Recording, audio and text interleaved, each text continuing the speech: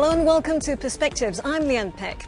They form about 3% of all humanity, the over 200 million people around the world who live outside their countries of origin. Now that number is set to rise as globalization continues and more people follow the money across borders to work and make a living. But in this age of shifting goods and capital and people, what happens to our understanding of citizenship?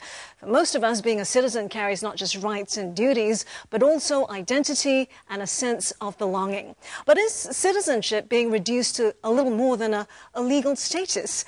Joining me today to discuss this, Philip Green, Australian High Commissioner to Singapore, previously the International Advisor to former Prime Minister Kevin Rudd, Ravi Chidambaram, President and co-founder of TC Capital, an Asia-focused investment banking firm and political economist by training, Elaine Ho, citizenship scholar from the Geography Department at the National University of Singapore, and Saskia Sassen, professor of sociology from Columbia University, who famously coined the term global city, which redefined the way we live and work in cities and is an expression we all bandy around so freely today. Welcome to all of you. Now, let's just kick off. Global city, global citizens. Now, these words have become part of our everyday vocabulary. And, of course, you know, it is used to really describe places where people can actually plug into this global economic engine from anywhere in the world. So let's start with you, Saskia. Globalization has gotten so much more deep today. How do you think this has affected our notions of citizenship? Has it further diluted it? Well, I would say that there are two trends, and they're not necessarily going in the same direction. One of them is that a lot of citizens feel threatened by globalization, outsourcing. You know, they lose jobs. That's very common. So when the immigrants come in, partly also facilitated by globalization, they, instead of understanding that there is a larger economic reshifting, if you want, of jobs, the anger goes towards the immigrants. You see. Now, there is a third element that I would like to bring in quickly, and that is that even people who do not move at all, you know, who are immobile, they can participate in a kind of global imaginary about being citizens of the world. And I see that especially with activists around the environment and around human rights. So these are immobile, non-cosmopolitan people, but they know, and they're not mostly not online, by the way, but they feel that there is, you know, there is a larger space where they also belong. So the question of migration becomes, in a way, a question of mobilities, subjective mobilities, business mobilities. So it's actually a rather complex map right now. It is indeed. I mean, the types you mentioned, you know, the citizens, the so-called citizens participating in the human rights regime, maybe the green activists, that sort, they're already operating this global space which has its own entitlements and protection. But let's focus on the vast majority, I think, of citizens in the world today, which are affected by, you know, the fact that borders are more porous right now and they are more mobile. Let's start with you, Ravi, then. You were born in India. Now, you became an American citizen when your parents moved to the U.S. You were educated there. You worked in Goldman Sachs, in Deutsche Bank, in Bear Stearns, in Singapore and Europe. And as of a month ago, you've just turned Singaporean. So do you think that citizenship as an idea is not so significant to you right now? No, I think, to put it differently, I think that the community you live in is important. I think whenever you live in a community, whether you're born and brought up in that community and perhaps share cultural elements or value elements, or whether you're a migrant to that country and have stayed there for some period of time, I do believe that everyone should contribute to community. Now, whether you have to do that as a citizen of that country, if you're not living in that country, or whether it really is restricted, if you will, you know, that you should become a citizenship and take the oath of that country and contribute in that sense, I think is an open issue. And I think, I'm sure that we all have our views on that. But I feel that, you know, partly as a product of my history and background, some of it out of my control, like my parents moving around and things like that, and some of it voluntary choice, I feel that whatever community I've belonged to for a long period of time, like India, the U.S., and Singapore, where I've held citizenship in all three countries, I'd like to think I have been an active participant in that community. All right. I don't want to view myself as someone who's opportunistically sort of taken up citizenship for a variety of reasons, but rather it's kind of an outcome, you know, from feeling comfortable in a certain community. The general sentiment seems to be, though, that, you know, the more you move, the more rootless you become, and the more the sense of citizenship is actually diluted. Would you agree with that, Elaine? Or would you say that really, when you take a step back and you look at the whole picture, a lot of people are still citizens, part of a state, and citizenship as a formal institution is still very much tied to the national state, right? I would say that even as people move more often, more frequently, and stay for shorter periods perhaps in particular places, actually the notion of place attachment becomes even more important. Rather than country. Yes, and I think it depends because there are different scales of analysis that we can talk about. So I guess the case of Singapore is quite unique because we think of ourselves as a city-state. But I think this is a unique condition where a sense of belonging then becomes conflated with national identity and citizenship. But if you look at global cities such as London and New York, you may think of yourself as a Londoner, but not necessarily a British citizen or a British national. But that is the big difference. You know? So it depends, I think, very much on the geographical context we're talking about. Okay. So let me put this to Philip. I mean, Australia is a different kettle of fish altogether, and it's now sort of known as an immigrant society as such.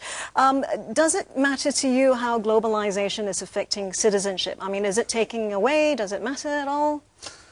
Well, I think it matters. I mean, but this is a narrative that we've really been on for several decades now. You know, a full 25% of the citizens of Australia were born somewhere else. 45% of the citizens of Australia were either born somewhere else themselves or had one or both parents born overseas. So the notion of people becoming Australian and committing to that is something that is long-standing. And, I mean, we can talk about how well and how badly it's gone in many ways, but overall, we'd have to say that migrant intake in Australia and the multicultural society that we've tried to develop since then has made us a much better place. And in fact, you know, the change is so obvious that, I mean, Australia actually adopted dual citizenship, which is increasingly something which, you know, countries around the world are adopting. I mean, 10 years ago, I think a lot of countries were shunning the idea of dual citizenship, right? And now even the US has succumbed. So again, is this really going to dilute further the concept of citizenship? Because obviously it's going to bring up the question of, as you say, national identity, allegiances, loyalties. You know, in some countries we have fewer immigrants than they used to have. I think that there is some sort of intervening process, the way I see it, which is that the fact of globalities, the fact of global imaginaries, the talk about globalization, might be as significant as the immigrants, you see. But anti-immigrant sentiment can also grow. Now, when you were talking before, you know, about the importance of place and locality, I do think that it's better place than nationalisms. Because, you know, we're really dealing with very mutating conditions, because nationalism can become very strong rather than a diluting of your citizenship, you know, because it sort of becomes a contestatory. Cities are very special places because cities can handle even nationalisms, because it sort of all gets lost a bit in the complexities and in the, you know, everything sort of is shifting. But I do think that there are many aspects to it. From my perspective, speaking for somebody who lives in the United States and who knows about Latin America, etc., I would say that if there is if you want, growing distance from your sense of belonging as a citizen, it has to do with growing inequality, fewer social benefits. You know, that citizens really are beginning to feel alienated from their state. Well, in Singapore, we've got a dual citizenship restriction as well. We don't recognize that. Tell us quickly, Elaine, why that's the case. Okay, I think when we talk about citizenship, first of all, it's helpful to look at it in its component parts. So national or identity is one part of it, but the other two parts are rights and responsibilities. And quite often when people feel strongly about national identity being threatened, it's because some aspects of their rights they feel are being taken away from them and responsibilities are not being fulfilled by immigrants. So when we talk about the citizenship, dual citizenship restriction in Singapore, quite often the reasons given for it, for example, is the national service requirement for citizens. That is a responsibility. And so dual citizenship could result then, according to our policymakers, in conflicting loyalties. I think another concern over dual citizenship, allowing dual citizenship, is in terms of growing socioeconomic divides. So you have the haves and then you have the have-nots. Sure. Because of people's mobility, because of generational ties, a certain group is entitled to dual citizenship and others are not. So these are some reasons that are often given for restricting dual citizenship. And Saskia, of course, she was saying about the mutating conditions and how that is affecting, you know, the status of citizenship. And really, isn't it ironic that in Singapore as well? I mean, the Singaporeans are really encouraged to get the foreigners to look upon this island as a home. And really, they're not encouraged, the Singaporeans abroad are not encouraged to set down roots overseas. Yeah? That's I mean, right. that's a contradiction, isn't it? Yes, that's right. But, you know, many countries started out that way. There is a famous Latin American president who said, to govern is to populate. And I'm sure that in Australia there must have been somebody who also said totally. that. You see, and so this is, you know, it belongs to different epochs in different countries. And you are, after all, a very young country. So this notion of the people is actually a basic instrumentality to have the country, you know. Of course. So I can imagine that. Got to go for a short break. As Saskia is saying, you know, to govern is to populate. We need people if we want to govern, and we need people if we want to have a country. So we'll take a breather. Stay with us.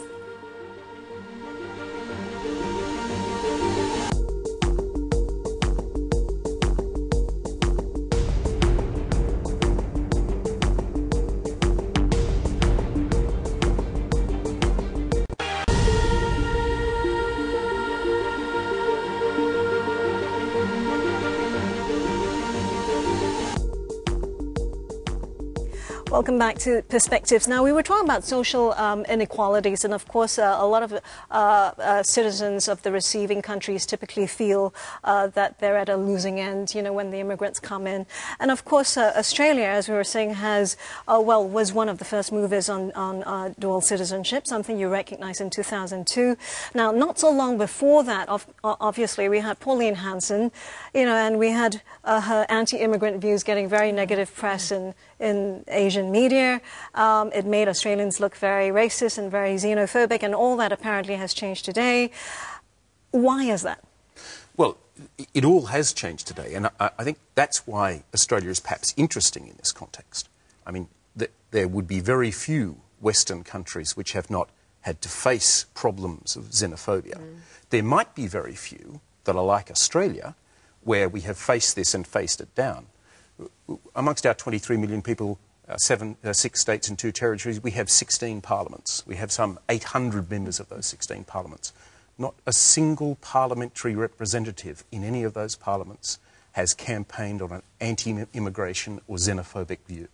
So, I mean, I think that sets us apart from most others. It is because we are this multicultural society, because we have these because our identity is now wound up with having multiple types of people in our society, that it's become almost politically impossible, certainly for mainstream parties, to have any sort of anti-immigration feeling. And I think that sets us apart from most other Western countries. What does this actually do to the sense of belonging and national identity? One person, 2 countries. I mean, can one actually feel a sense of belonging to 2 different societies and then get engaged in 2 different societies? Ravi, what do you think? Let me put you in the spot here, because you're a newly minted Singaporean. And now you have 3. You've been American for a large part of your life, and you know, now you're Singaporean. I think under unique circumstances, dual citizenship could be warranted, because I think you could document people who spent a significant amount of time in one country, really grew attached to that country, shared in the values, contributed meaningfully to that country, but for whatever reason then spent a significant portion of time in another country and perhaps did the same. I think it is possible. I think, frankly, I see it less of a state decision and more of a personal decision. I think that it very much is bound up with values and who you feel you are and how you feel. I think that it's a slightly more personal matter. I think that all countries personally should give you the elective option of choosing it if you wish. Well, when you talk about this, you know, I'm thinking, well, Gerard Depardieu, right? I mean, he's turned Russian for tax reasons. That is clearly for expediency. Yes, that's right. And what about, you know, the Facebook founder, Eduardo Saverin? He's traded in his U.S. citizenship for a Singaporean citizenship. Well, that also smacks of economic opportunism. I agree. Okay, and when you look at people like that who've decided to break the social contract between themselves and their state for convenience reasons, because basically it's no longer convenient to be a citizen of that state. I mean, is it really surprising why anyone gets so cynical about this concept of citizenship, right? Well, it is a bit surprising to me. I mean, you know, I have been to a lot of Australian citizenship ceremonies where people take the pledge of Australian citizenship. Now, to many of those citizenship ceremonies, people come in the national dress of where they come from. They come and they speak the language of where they come from. This is not a cynical exercise at all. Sometimes it's quite a sentimental exercise. Frequently, there are many tears shed for the excitement of becoming an Australian as well as being something else. So it's an emotive issue, as I say. I certainly do not see it as an issue of cynicism. Certain examples, like the ones you cited, they do tend to become sensationalized, but we shouldn't take them to be the norm. They're in the minority. Yeah, exceptions. I think the cases Philip's referring to is more the norm, okay? Yeah, and also I think you said it was an individual kind of decision, but I think if we look at it from the societal level, you know, we could think of it in terms of a life course kind of trajectory. So at different moments in time, people spend parts of their life in certain countries, and they contribute during that time. But even after they've moved overseas, it doesn't mean that they cut off those ties. Not at all. Because they can still act as ambassadors, they can contribute through business opportunities, lobbying. So I think we shouldn't have a snapshot. Well, you're definitely speaking my language. I mean, you know, we've just launched as a government a paper about Australia in the Asian century, how this is the future for Australia. Now, that 10% of Australians who speak an Asian language at home. By the way, Chinese is the second largest spoken language in Australia after English. They are going to be vital ambassadors and indeed business leaders for us in the future. It's the same case in Canada.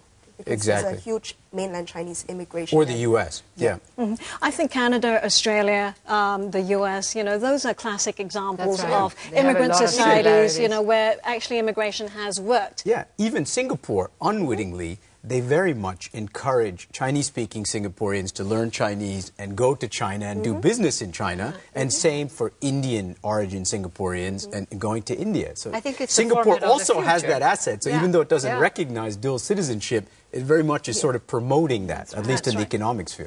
So it's not really a zero-sum game, right? I mean, you've got people, we've got China, you've got India, they're embracing all their returnees, you know, going back home armed with their Ivy League educations, with ideas of how to globalize their domestic economies. Is a good thing as well. Yes. But I also feel like I grew up in 5 languages and in 3 countries. And I always say the image that I have about myself, and when I speak English, Americans immediately know, or Brits, that's not homegrown English. It was like my 5th language. But I always say, always a foreigner and always at home. You know, I don't have a thing about being a foreigner, but I'm totally at home, you know. So that is a comfort zone, and I think that is also growing. But I think for a lot of people in their home countries, when they look across and they look at this flood of immigrants coming into their countries, they get very squeamish. There's a lot of anxiety, there's a lot of resentment as well. But whether they like it or not, when we look at the realities of developed countries today and the fact that there's probably a lot of demographic crises, which a lot of countries are facing individually. Is immigration not going to be inevitable as an option of maintaining population levels? Well, in many countries, yes. But remember, for instance, in the European Union, where they enabled those who were born in the European Union member countries to migrate, far fewer moved. Like Spain thought that it was going to be invaded by all those Germans and all those Brits. We're talking professionals, so another side of the migration story. And that they would impose, you know, no siesta after a good lunch and that kind of a thing. They didn't come. And the Germans expected Brits to come from the health service because they would get much higher salaries. They didn't come. So that is also an interesting story. And then final point on Europe. I did this study of an earlier time in Europe, the 1800s, when you had inequality, And you had no state capacity to control borders. And the immigrant, the outsider, was your cousin. And I asked the question, of like using history as a natural experiment. I said, does it make a difference? No, it didn't. So, look at East Germany and West Germany. When the wall comes down, West Germans basically looked at the East Germans like another ethnicity. So you have these strange, mixtures of conditions in a way. Japan is almost the same, isn't it? I mean, basically, it's got a huge demographic crisis as well, and they're not throwing the doors open to anybody. And even if they did, is anyone really going to go? Is anyone really going to flock to Japan, really? Well, they had a very high immigration in the 80s when they were building and rebuilding and et cetera, et cetera. You know, they brought in from Philippines, from Thailand. They came from Iran. I mean, I was doing research at that point. So. But the Japanese immigration system is quite unique as well because they tap into the Nikkei pool, which are Brazilians of Japanese ancestry. So they're seen, in a sense, to be more similar to Japanese society. Yeah, but they really discriminate against them. They do, yeah. And so they're treated as second-class citizens. That's they the treat point them I was as trying to get second-class to citizens. because, people are always trying to create identities and processes of us versus them. Yeah. So immigration is an easy target, of saying that if we fall back on immigration as a solution, then people's reaction is that we feel squeezed by these immigrants. And that framing is actually not very helpful for talking about citizenship debates. Let me get back to the economics of immigration and whether it's really going to force more globalization and greater dilution of citizenship. It's been said, of course, that whenever economists or policymakers decide to add more to their population in order to keep growth sort of chugging along, it's a kind of Ponzi demography that might itself not work out in the long term. Would you say you agree with that, Ravi? Because he's an expert on Ponzi schemes. No, because he's our Not particularly, I love Ponzi demography. Well, yeah, I mean, this is a big issue in Singapore, right, for those of us who live here, that, Singapore's stated goal is to raise the population quite significantly over the next 10, 15 years. And, that's stirring quite a bit of controversy here in terms of whether the island could support it from an infrastructure point of view, what the mix of people would look like when all is said and done, and so forth. From an economist's perspective, it's pretty simple and less emotive. I think you have two major factors in output, capital and labor. In a typical sort of developing economy, increasing both is desirable. That's how you sort of sustain the growth rates that you see in places like China. Singapore is a much more advanced economy. I think you will reach a point of diminishing returns here in Singapore from adding labor and capital. You need to think more about productivity. You need to think more about the types of immigrants you want and the immigrants, exactly what they will contribute, So I think it's... and I think the government is starting to do that. I think they need to analyze much more closely the types of immigrants who come in and what they contribute. My impression is there could be a lot of jobs currently held by immigrants that probably don't need to be held by immigrants. And the types of immigrants you want are actually the types of immigrants that Australia, Canada, the U.S. attract, who are dreamers, entrepreneurs, thinkers, doers. And I think Singapore has a minority of that, but I think Singapore needs more of that because there might not be enough of that here. Okay. So, I think that those types of people are the types of people who could really energize an economy, provide employment, provide successful examples of businessmen who then could, inspire others. And maybe more local people. And maybe in the process, they also develop an affection and fondness for Singapore because it's sort of, they live the Singapore dream. Just like in America, you always talk about the American dream, and I'm sure in Australia you talk about the Australian dream. Let's take a breather. And I think that's an exciting type of immigration. That's a positive, win-win type of immigration. The Singapore dream or the American dream or the Australian dream, we're going to take a breather right now. We're going to talk about how immigrants can re-energize an economy. Stay with us.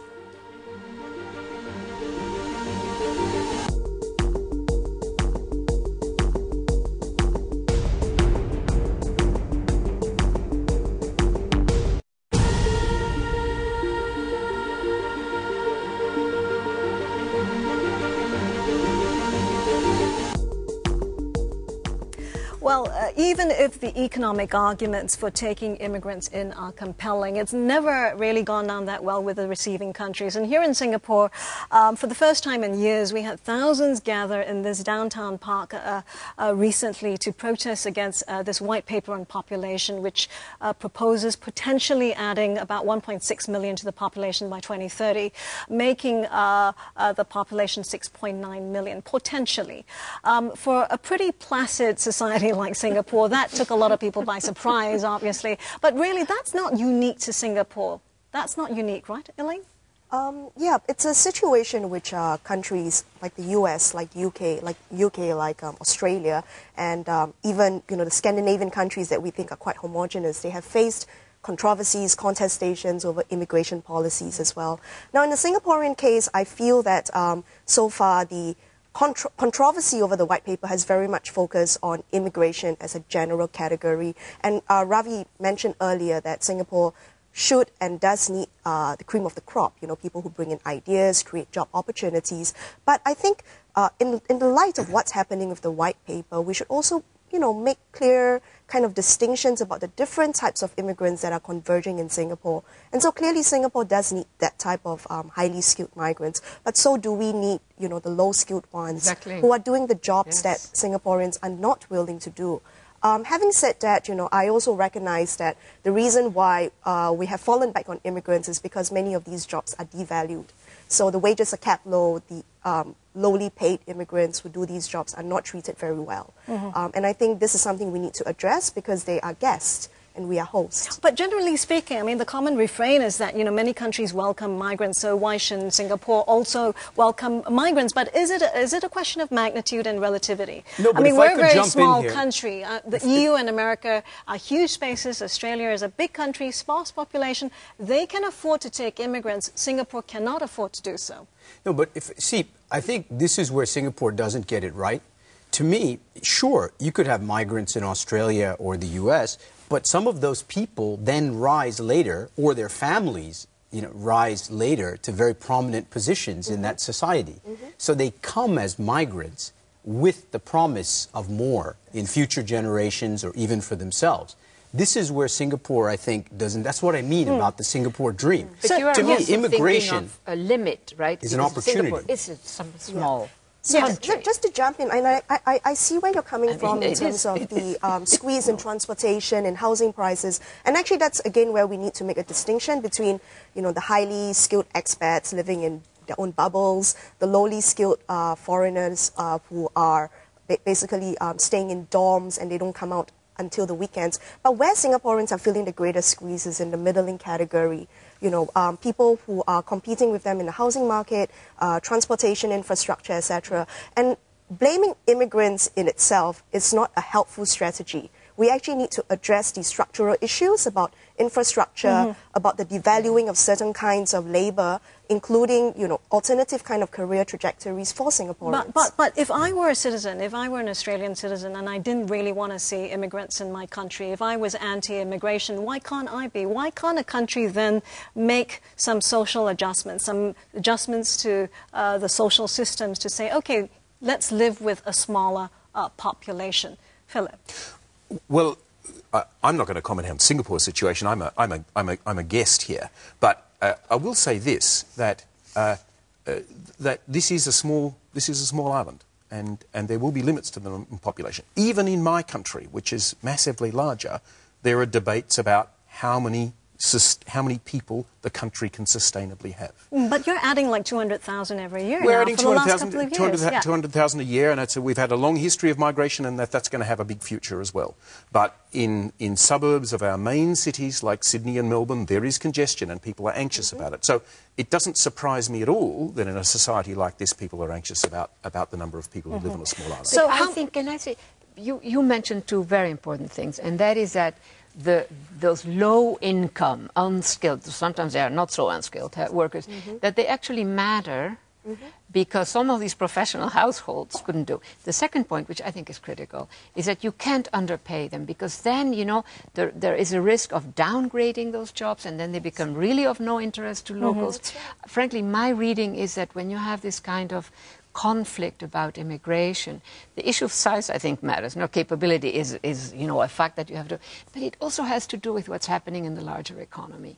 If you have growing inequality, and you feel the middle classes feel that they are losing out to the elites and to the, then you have a very problematic situation. And that's not necessarily linked to immigration, as Elaine was saying. It is linked to the economy. Yeah, there are a lot of factors. If we're talking about having a first world economy with sort of a third world wage structure, that's going to cause a lot of discontent.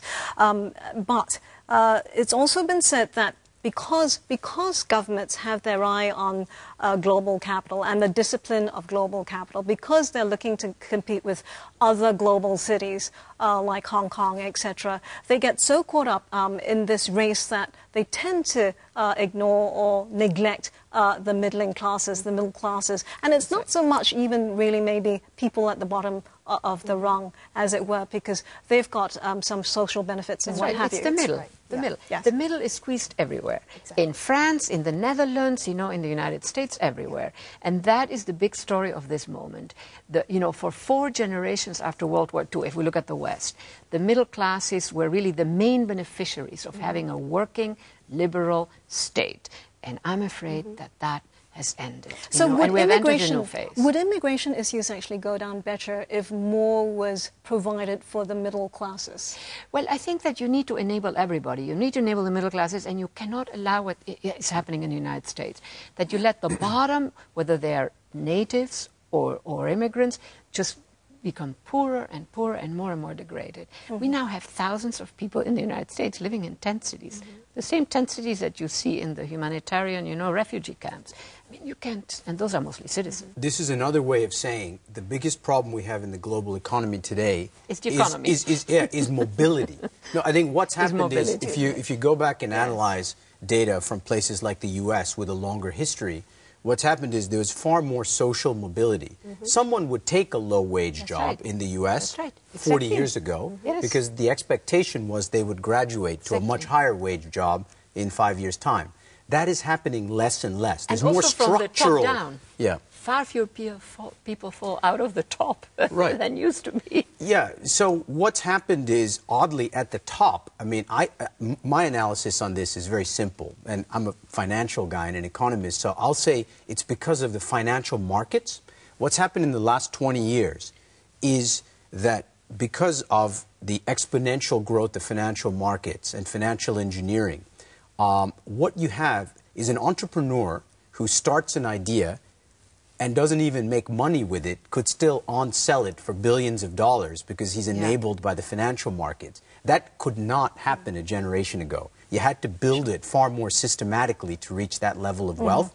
But now, in a short period of time, people with good ideas, some intelligence, could use the markets very much to their advantage and create an enormous amount of wealth that most people really could not. Sure. So that's kind of what's causing a lot of the inequality.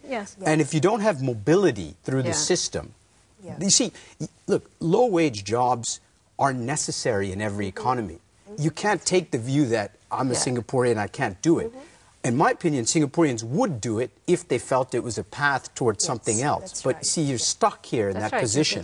And I think this is true all over the world. That's where the economy is stuck. Just to jump in, I think, the economy is part of the picture, but equally we need to hold governments and society accountable. To think about managing expectations, professionalizing certain types of industries, and not just relying on immigrant labor, because the source countries would dry up sooner or later. But I want to bring in one... I don't know whether Ravi's right or not, but I kind of hope he isn't, because the history of Australia has been that each new wave of migrants has had an opportunity to rise up through our societies. And first of all, it was Brits in the 1950s and the 60s.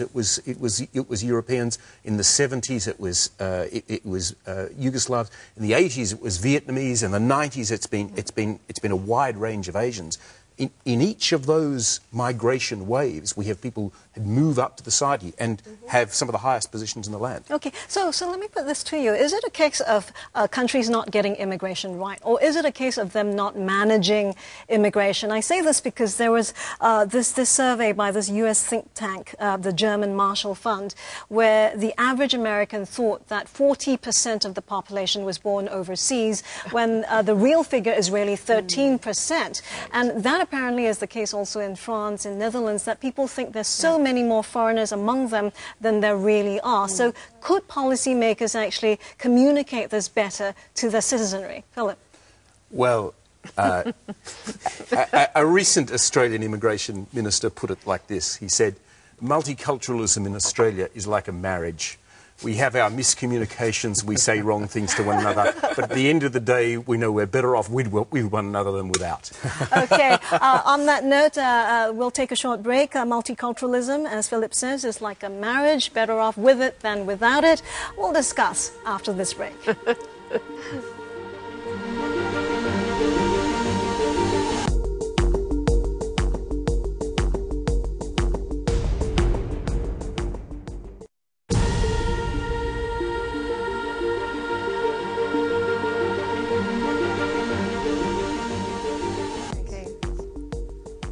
Welcome back to Perspectives. Now, we were talking about whether multiculturalism is a marriage or not. Well, it seems to be a marriage which the people in the UK and the people in Germany, you know, we had the German Chancellor Angela Merkel saying, you know, multiculturalism is more or less over for Germany. We had David Cameron saying, you know, after 30 years of multiculturalism, it's dead. So does it seem like this opposition, right, to having immigrants and having this multiculturalism is coalescing, it's getting stronger? Elaine? I have mixed feelings towards multiculturalism, actually, because in the case of Singapore, at least, multiculturalism has served us well with regards to managing inter-ethnic relations. But I think the type of immigration controversies and politics we're seeing today suggests that the multiculturalism model that we are used to, the CMIO categories, Chinese, Indian, Malay, and others, may no longer be sufficient, because a lot of the resentment is actually targeted towards people from China and people from India who fall within those categories, but yet there are intra-ethnic divisions. So we could perhaps talk a bit more about multiculturalism. So do you think that, you know, when we see this sort of opposition, and we're seeing it right across the border, you know, across a lot of countries in the world, in Greece, in France, in the Netherlands, there are a lot of right-wing parties coming up which are anti-immigrant. Could we see this sort of descending into the sort of right-wing politics we used to see when we had Pauline Hanson, when we had John Howard saying, you know, there is one Australia? Well, it might, but it's certainly not happening in my country. I mean, the thing that I wanted to say is that when we got those comments from leaders in Europe, there was a very quick response from Australia's leadership across the board, including both sides of politics, both saying that it may be true for Europe. In Australia, multiculturalism is working and we're committed to it. In the United States, you know, surveys show that if your neighbors are immigrants, you say, oh no, they're great people, but the immigrants. You know, and so in a city like New York, 50% are foreign-born, and another 20% maybe second generation, but they live in immigrant communities. And it all works fine, actually, more or less fine. Same thing in Toronto, which has even more. But America is the classic example of doing assimilation really well, right? Well, not so well. I mean, without trying. There are no policies on it. We have, you know, a lot of anti-immigrant sentiment now. But I see that as partly because everybody feels insecure. You know, the modest middle classes, they don't have a great future because their jobs are gone, and they see these immigrants come in, and the immigrants often are more highly educated than the modest middle classes, you know, and they have better work practices. So do you think it's really coming down to you know, having the policymakers again communicate better with their citizenry to try to get them to understand what it's going to take, or is it such a emotive issue? It's you know, more that's going to be complicated than pointless. that. Yes, we have to get employers. Everybody has, all the constituencies have to work at this, because we need to change something, because something is not working. This is the United States, but this is also a whole bunch of countries in Europe. And I think the workplace is a really valuable kind of space for encouraging different cultural groups to understand one another better, engage with one another. So are schools. So there are certain types of policies that can be taken, but it is a societal effort.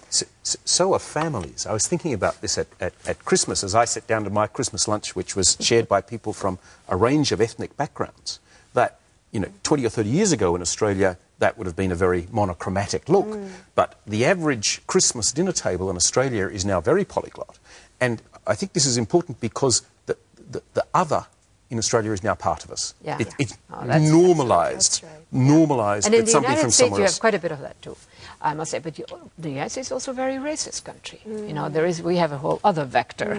All right. So how are we going to get the sort of creative leadership that we need to actually have globalization continue without leaving a vast majority of the world's citizens feeling left behind? Well, there are certain leaders who know how to do this, evidently. And it can be at the city level. For Europe, that's place different, I guess. But that you actually get people, you get the corporate leadership, you get the new entrepreneurs who are often younger and they're more sort of flexible with all of this.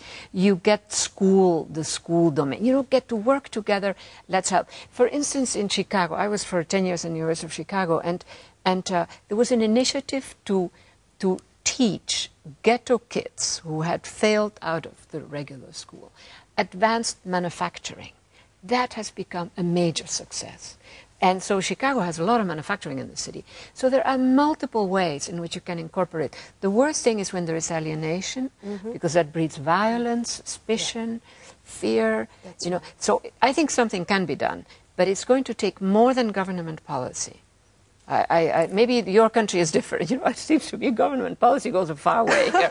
It will take political will, but it's also, like I said, a societal effort, because the everyday, man or woman has to contribute to this, recognizing that national identity is fluid, and it changes according to the population dynamics and demographics. So given this fluidity of national identity, do you think that we're ever going to go back to deeply sort of nationalized forms of citizenship? Well, if you look at history, it's up and down and up and down. Europe is extraordinary. So they had 20 years that they needed immigrants, and then another 20 years out with all immigrants, and then they need them again.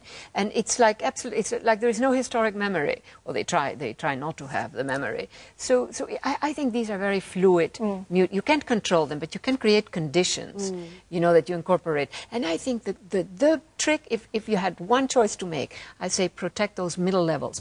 Those are the ladders that allow people to move up, and those who fall don't fall to the bottom, they fall into, that is the critic. For me, that's the critical. Protection is one thing, but it's also about managing expectations, so that they are, pragmatic about what to expect the government to provide as well, because we can't always just look to the state to provide. I think in Singapore, in particular, that's a big issue. That's right. But I think that you have to have the perception of a level playing field for all citizens and all inhabitants of a country. I think that's the key. Whether you're a migrant, a well-established local person, or what have you, you need to feel there is a level playing field. I think the government could play a role in that. But then a lot of private and personal interactions will happen at the societal level, and Australia has done as well as it's have because its people have reached out to these migrants, and these migrants have reached out to these people, and it's a very organic sort of process. You don't send people to schools to teach them about these kinds of things. I know in Europe they're trying to teach underclass Turks and Moroccans about the Dutch way of life or something. Dutch. But I find that rather insulting, actually. The Brits are doing it too. Yeah, I think you have to let these things happen organically. Yes. The level playing field has to be there. The government, in other words, if a migrant comes, they do feel that they are protected under the law, okay? And similarly, local people feel there are opportunities for them under this regime. So I think if you could do that at a minimum, the rest actually could happen very organically. I think I have a more positive view on that. How are we going to shape new citizenship meanings that will maintain social contracts of citizenship, and we are sort of rounding up the discussion as well because we're running out of time. It seems to me that it's critical. It's not so much, say, the nationality vector as the notion of constitutive membership. Citizenship is something that you don't consume, you make it through your daily practices, and there you can be a foreigner, You can be somebody who's living just for 2 years, or you can be actually a long-term citizen. But I think citizenship is not just a question of where you were born and a question of nationality. You know, you have to work at it. And there was a time in the West, certainly, when we had to work at it. Okay. And now, you know, it's sort of something that we consume, and that's not good. Philip, how have you been working at it, and, you know, is that going to continue going forward? Well, the Australian perspective is this, that what people sign up to when they become Australian nationals is a very simple set of things. Loyalty, the rights of the society, democracy, upholding the law. That's it. The rest of it, where you come from, the way you want to dress, how you want to worship, how you want to engage with other people, what sexuality you are, that's all up to you. That's all up to you. And yes. that has worked for us. definition of citizenship. That's a bit the United States like that too, minus, you know, a few wrinkles like racisms that are I think it's and all of healthy that, for a country, a society to realize that citizenship is always in the process of being made. And when they, you know, when citizens assert a certain national identity, it's because they're fixated on what that national identity is, rather than recognizing that it changes. All right. So on that note, I'm afraid we have to wrap up the discussion. We're talking about loyalties, the rights of society, and upholding the law, and everything else, according to Philip Green, is inconsequential, and we seem to agree on that. Thank you to all my guests, Philip Green, Australian High Commissioner to Singapore, Elaine Ho from the National University of Singapore, Ravi Chidambaram from TC Capital, and Saskia Sassen from Columbia University. That's it for Perspectives this month. We hope you found our discussion thought-provoking. Do help us shape the next episode of Perspectives. You can write us or you can connect with us by leaving your comments on our website. And you can tweet us as well, of course. I'm the Unpicked. Till next time, thanks for watching.